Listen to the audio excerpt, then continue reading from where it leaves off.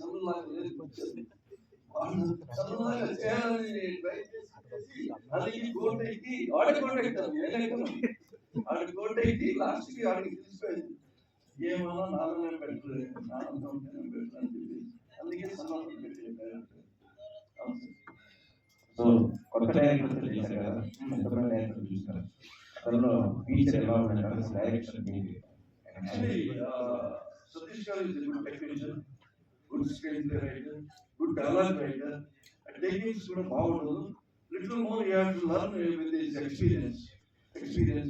కొంచెం రేంజ్ ఇంకా పెద్ద budget picture and definitely you will make a very good picture. And there are 3-4 story ఉందంటున్నారు. I want to listen to the story also.